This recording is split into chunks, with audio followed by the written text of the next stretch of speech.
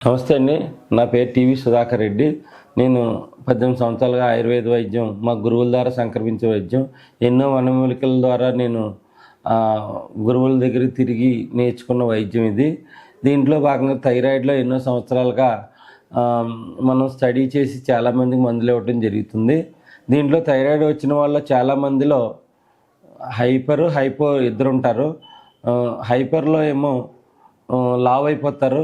లావ్ అయిపోయి చాలామందికి date problems plus ovary bleeding problems, లేదంటే కాన్స్టిపేషన్ హెవీగా ఉండటం, ఇట్లాంటి ప్రాబ్లమ్స్ లేడీస్లో ఫేస్ చేస్తారు.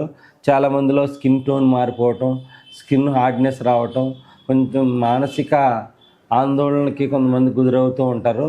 ఆ విధంగా చాలామంది హైపర్లో లావుగా పెరిగే వాళ్ళలో ఈ ప్రాబ్లం ఉంటుంది. ఈ ప్రాబ్లం గమనించడం జరిగింది. కొంతమందికి ఏంటంటే దీర్ఘకాలికంగా ఉన్న డిసీజెస్ తగ్గకపోవటం ఇలా థైరాయిడ్ పేషెంట్లో జరుగుతుంది. ఎందువల్ల జరుగుతుందంటే ఇమ్యూనిటీ పవర్ తగ్గిపోవడం వల్ల జరుగుతుంది. హైపోథైరాయిడ్లో ఏం జరుగుతుందంటే చాలామంది గుండెదడగా ఉండటం, కొంతమంది జెంట్స్లో సెక్షువల్ డిజార్డర్స్ ఉండటం, కొంతమందికి గుండెదడగా ఉండటం, కొంతమంది ఒకేసారి వెయిట్ 5-6 కేజీలు వెయిట్ తగ్గిపోవటం, ఇట్లాంటి సమస్యలు చాలామందిలో జరుగుతూ ఉంటుంది.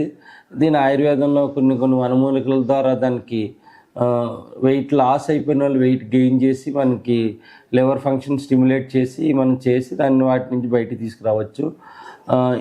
హైపర్లో ఈ లావు ఎవరైతే అయిపోతారో వాళ్ళు గమనించుకోవాలి. ఎందుకంటే ఎక్కువ పౌల్ట్రీ ఫుడ్ తీసుకోకూడదు, ఎగ్గు చికెన్ ఇవి తీసుకోకూడదు. దానివల్ల ఏమవుతుందంటే హార్మోన్ ఇన్బ్యాలెన్స్ అయ్యి మనకి చాలామందికి లివర్ ప్రొఫైల్ మారిపోవటం వలన ఆ లావు అవ్వటం, ఒకేసారి ఆ లావు తగ్గకపోవడం ఉంటుంది. చాలామంది థైరాయిడ్ పేషెంట్లలో ఫ్యాటీ లివర్ ఉంటుంది. ఫ్యాటీ లివర్ కూడా ఎందుకు ఉంటుందంటే ఎర్లీ మార్నింగ్ బ్రష్ చేసుకున్న వెంటనే థైరాయిడ్ ట్యాబ్లెట్ చేసుకుంటారు. ఆ ఎంటీ స్టమక్తో వేయటం వల్ల లివర్ మీద లోడ్ పడి దానివల్ల ఏమవుతుందంటే లివర్ ఫ్యాటీ అయిపోతుంది. దానివల్ల ఈ సమస్యలు వస్తాయి. మన ఆయుర్వేదంలో లివర్ని యాక్టివ్ చేస్తూ మనం థైరాయిడ్ గ్లాండ్ క్లీన్ అయ్యే ప్రొసీజర్ చేస్తాము. చేయటం వల్ల మనకి మీరు వాడే థైరాయిడ్ ట్యాబ్లెట్స్ స్లోగా తగ్గిపోతాయి. దాంతోపాటు మీరు ఇంటి దగ్గర మెయింటైన్ చేయవలసింది ఏంటంటే ధనియాల కషాయం తీసుకోవడం, లేదంటే పొద్దున్నే ఒక స్పూన్ ధనియాలు తిని వేడి నీళ్ళు తాగడం.